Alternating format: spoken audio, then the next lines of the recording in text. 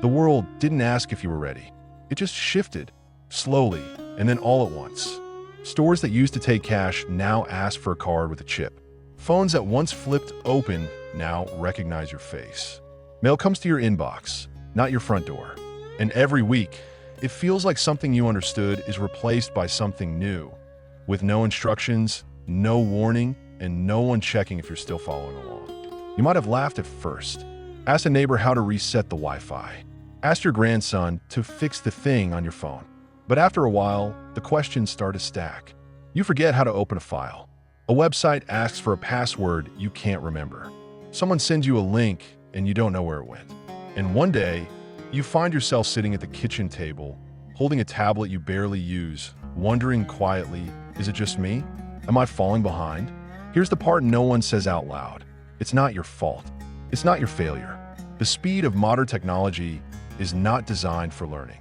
It's designed for selling, for upgrading, for racing ahead. And if you feel like you've been left behind, it's not because you can't learn. It's because the world stopped teaching. No one tells you how to use a smartphone like they used to explain a landline. No one walks you through settings anymore. They just assume you'll figure out. And if you don't, you're left feeling like the problem isn't the system, but you. And that feeling, that quiet shame that builds with every confused moment, that's more exhausting than any software update. But you're not alone. In fact, more and more people over 60 are quietly asking the same question. How do I live in this new world without feeling like I'm always catching up?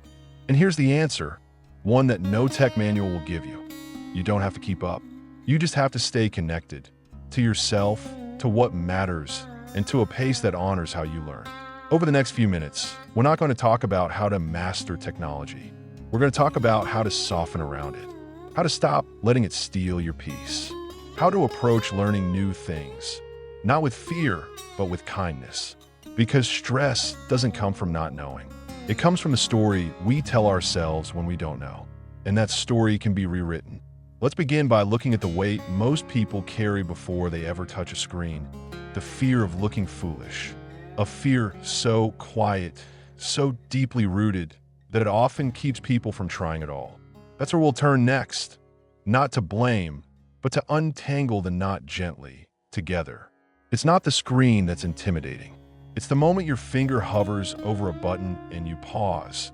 Not because you don't know what it does, but because you're afraid of what it might break, what it might reveal, what it might say about you. The hardest part of learning something new isn't the task itself. It's facing the voice in your head that whispers, you should already know this. No one wants to feel behind, especially not after decades of being the one people turn to. You ran a household. You led teams. You raised children. You navigated crises without blinking. You made a life from scratch. So when something as small as uploading a photo or changing a password stops you in your tracks, it feels like more than confusion. It feels like a crack in identity. And that's where the real tension comes from.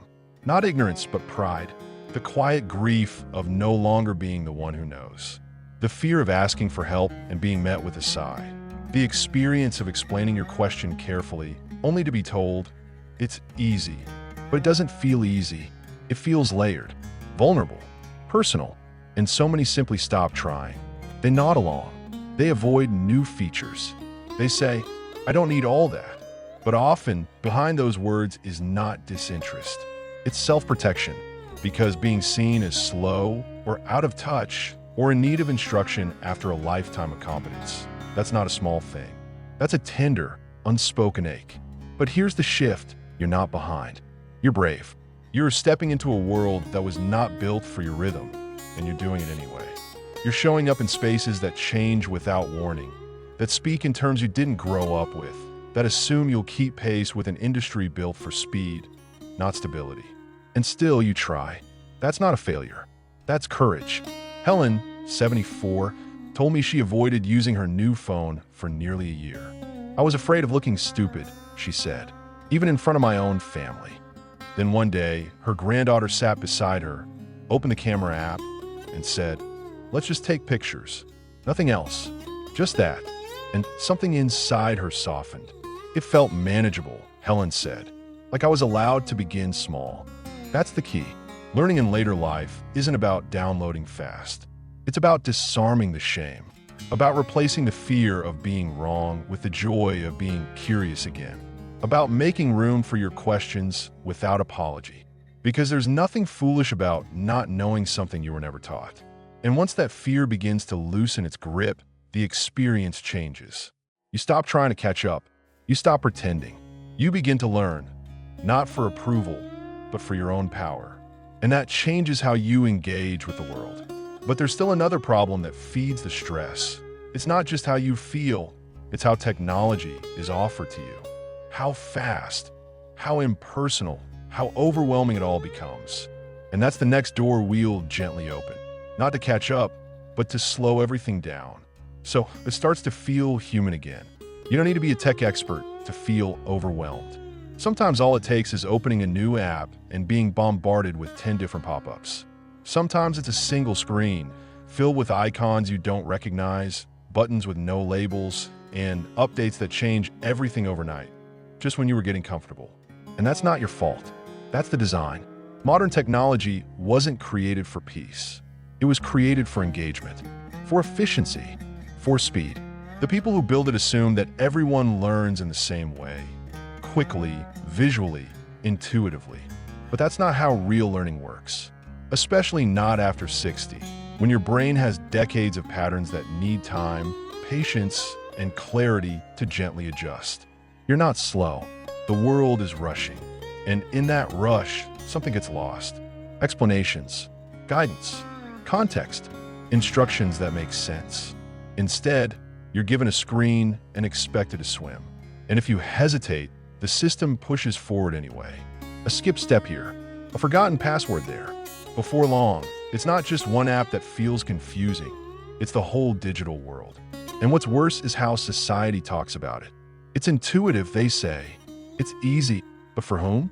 When a language is built by people in their 20s and the tutorials move faster than your eyes can follow, no wonder it feels disorienting. No wonder people over 60 often feel not just unsure, but invisible. That invisibility wears you down, makes you question your intelligence. And over time, that doubt becomes fatigue. Not because your brain can't learn, but because you've been forced to learn in environments that don't make room for you. Victor, 76, told me he tried to learn online banking. I watched 3 videos, but the screen in the video didn't match mine. He called the helpline and waited 45 minutes, only to be told to just Google it. He gave up. I felt like the problem wasn't the program. It was me, he said. But it wasn't. The problem is a system that prizes speed over support, that builds tools and forgets to build guidance, that updates without notice, that assumes understanding instead of earning it. But here's the truth. Technology doesn't need to move slower. You just need permission to move through it at your own pace, to ask questions, to take notes, to pause, breathe, and try again, to step away and return later without shame.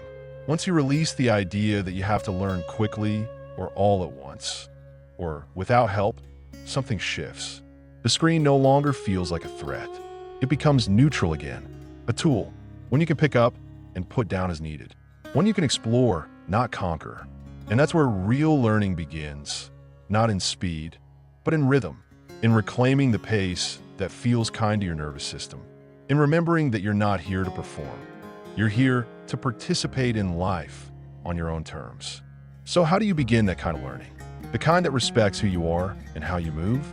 The answer isn't in information, it's in curiosity. The quiet, open-hearted curiosity that existed long before technology ever came around. And that's where we'll turn next. Not to catch up, but to feel whole again in how we learn. Somewhere along the way, learning became something we were supposed to get through quickly. Master it, move on. Be efficient. Don't ask too many questions. Don't slow anyone down. But that's not how we really learn. Not at this stage in life. Not when your energy is different. Not when your nervous system craves understanding more than speed. After 60, learning looks and feels different. Not because your brain can't adapt, but because it's wiser now. It doesn't just want answers. It wants meaning. It wants to know why something matters, not just how to do it. It wants space to breathe between steps. It wants a voice that says, take your time. This is new. Let's walk through it together. And maybe even more than that, it wants to feel safe to be curious again. Curiosity is the part of you that never ages. The part that asks why before you ask how. The part that touches buttons just to see what happens. The part that doesn't panic when something doesn't work, but smiles and tries again. That part of you, it's still here. It's just been buried under years of being told you need to keep up. But what if you didn't need to keep up? What if the point of learning something new wasn't to be in the know or up to date, but to simply be alive inside the moment of discovery? Alice, 70, said she used to dread anything labeled tech. It felt like a trap. But when her friend showed her how to use a nature sounds app to help her sleep, something shifted. It didn't feel like technology, she said. It felt like a gift. She started looking for other small tools, nothing complicated, just things that added comfort, ease, or joy to her day. Now I think of it as learning tools for living, not for proving anything, just for making life a little gentler. That's the key. Technology doesn't have to feel like a test. It can feel like an invitation to connect with your grandchildren more easily, to find a new recipe, to organize your photos, to listen to music you love in your 20s without hunting down the cassette. It doesn't need to be all at once. It doesn't need to be impressive. It just needs to feel useful to you. That's where momentum builds. One small win at a time. One thing that worked. One app that made something easier. One moment where you said, "Oh, that's all it was?" And in that moment, confidence returns. Not loudly, not all at once, but like a hand on your shoulder. Like a memory of who you've always been. Someone who can figure things out. Someone who doesn't need a rush. Someone who can learn slowly and still arrive. Because learning isn't about the world's timeline. It's about your timing. And when you stop comparing, stop apologizing, stop needing to be good at it right away, you begin to enjoy it again. You stop holding your breath every time something new appears. You start noticing how far you've come. And maybe, just maybe, you start helping someone else along the way. That's what we'll ease into next. Not theory, real stories. How ordinary people in ordinary homes started saying yes to new tools and found something unexpected on the other side. Confidence, ease, and even joy. There's something deeply reassuring about hearing how someone like you made peace with something unfamiliar. Not the tech experts, not the 20-year-olds who code in their sleep, but people who once said, "I'll never figure this out," and then slowly, gently did. Take Robert. He's 72. For years, he avoided online banking. "I like walking to the bank," he said. It was routine, familiar. But when his local branch closed, he was left staring at a glowing screen he didn't trust. His daughter offered to help. She showed me how to log in, how to check my balance, how to pay a bill. She didn't rush, didn't roll her eyes. We did it together over tea. He now checks his account once a week. Still doesn't love it, but it no longer scares him. "It's just another part of my day," he told me. "No big deal, but I'm proud of myself every time I do it." Then there's Linda, 68, who used to write grocery lists on paper scraps around the house. Her niece introduced her to the Notes app on her phone. "Now I keep everything there," she said, "and it's always with me. I still write things down too, old habits, but the phone helps when I forget." She smiled and added, "It feels like my brain has a backup." These aren't dramatic reinventions. They're quiet, personal victories, not about becoming someone else, but about becoming more comfortable with yourself in the present moment. And that's what learning technology later in life is really about. Not upgrading who you are, but updating how you live so it fits your needs now. It's okay if your path is slower. If your screen brightness is always too high. If you still double-check before clicking. That's not failing. That's learning with awareness. And when you learn that way, something deeper happens. You begin to trust yourself again. You stop asking, "What if I mess it up?" and start saying, "I'll give it a try." You stop needing perfection and start looking for usefulness. You stop fearing the future and begin shaping it in your own gentle way. And perhaps most beautifully of all, you become someone others can learn from. Because no one explains things quite like someone who remembers what it's like to feel unsure. No one teaches more patiently than someone who once needed patience themselves. That's where learning becomes a gift you don't just receive, you pass on. A quiet confidence that spreads in families, friendships, communities. a different kind of tech support. Not just fixing a glitch, but sitting together long enough for someone to say, oh, now I get it. And that brings us to the closing breath of this journey. Not how to learn faster, but how to stop rushing. How to let the world of buttons and beeps and passwords feel a little less like a mountain and a little more like a garden. One you can wander through in your own shoes at your own pace. Let's walk there now. You don't have to become someone you're not. You don't need to memorize every shortcut, stay ahead of every update, or pretend the pace of this world doesn't overwhelm you. You just need to know that you're allowed to move slower. That learning doesn't have to feel like sprinting. That understanding something new can take time, and that time is not a flaw. It's a gift. There is no scoreboard, no race, no rule that says you're behind. There is only this moment and the small decision to stay curious, to remain open, to keep finding your own way through the tools and systems that now surround daily life. Modern technology will keep changing. That's what it does. But you don't need to change who you are. You just need to stay connected to what makes you steady, your rhythm, your voice, your way of learning. And in that space, something remarkable happens. The noise begins to fade. The pressure loosens its grip. You stop feeling like a visitor in a foreign country and start feeling like someone who belongs. Because you do belong. You belong in this world, even the digital one. Not because you understand every part of it, but because you're still here, still learning, still participating. Your age is not a barrier.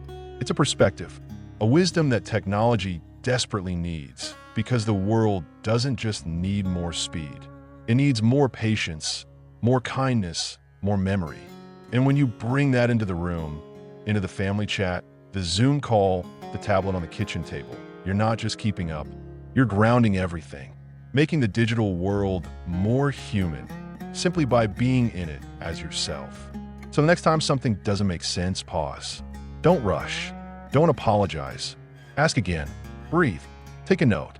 Walk away and come back later. Laugh if you can. And remember, confusion is not weakness. It's the first step toward clarity. Rito, 73, said something that stayed with me. I used to think technology was a wall between me and the world. Now I think it's just another doorway. I just needed to find my own way to open it. That's what this is. Not a manual, not a shortcut, a doorway. And on the other side of that door is your life, just a little easier, a little lighter, a little more connected than it was before. Not perfect, not seamless, but yours. Thank you for being with us. If this spoke to you or reminded you that you're not alone in how you feel, leave a comment. We'd love to hear your story. Don't forget to like this video, subscribe to our channel, and come back for more ways to feel grounded, confident, and calm in a world that isn't slowing down, but that you can still meet on your own terms.